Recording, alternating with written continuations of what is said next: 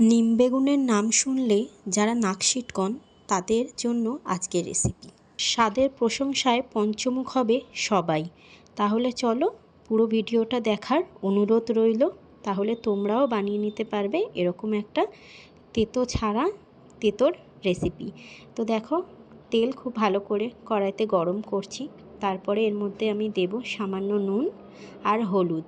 এতে কি হবে, বেগুনগুলো যখন আমি দেব, বেগুনগুলো খুব ভালো করে নুন হলুদগুলো অ্যাবজর্ব করলে স্বাদটা কিন্তু আরও দ্বিগুণ বেড়ে যায়।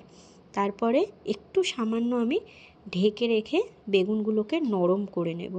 তাহলে কি হয়, নরম হয়ে যায় বেগুনগুলো ভাজতে ভাজতে, আর খুব ভালো করে লাল লাল করে ভাজাটাও হয়ে যায়। বেগুনটা থেকে বেশ একটা তেল ছেড়ে দেয়, দিলে এর বেগুনটার স্বাদটাও কিন্তু খুব বেড়ে যায়। তারপরে বেগুনগুলো যখন লাল লাল করে ভাজা হয়ে যাবে, তখন বেগুনগুলোকে একটা পাত্রে আমি তুলে রেখে দেব। তারপরে ওই কড়াতেই আরেকটু সর্ষের তেল নিয়ে আগে থেকে ড্রাই রোস্ট করে রাখা নিম পাতা একটু ওই তেলের মধ্যে দিয়ে দেব। তেলে দিয়ে ভালো করে একটু নাড়াচাড়া করে নিয়ে আমি যে ভেজে রেখেছিলাম বেগুনগুলো ওর মধ্যে দিয়ে দিচ্ছি।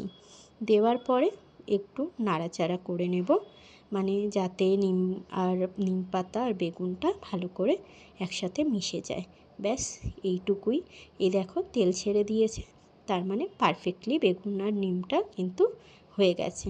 তো ব্যাস হয়ে গেল 2 মিনিটের একদম রেসিপি আর জমজমাট স্বাদ। তো এই হলো আজকের নিম বেগুনের রেসিপি। তোমাদের জন্য ভালো লাগলে নিশ্চয়ই সাবস্ক্রাইব করো, লাইক করো, শেয়ার করো আর কমেন্টে জানিও।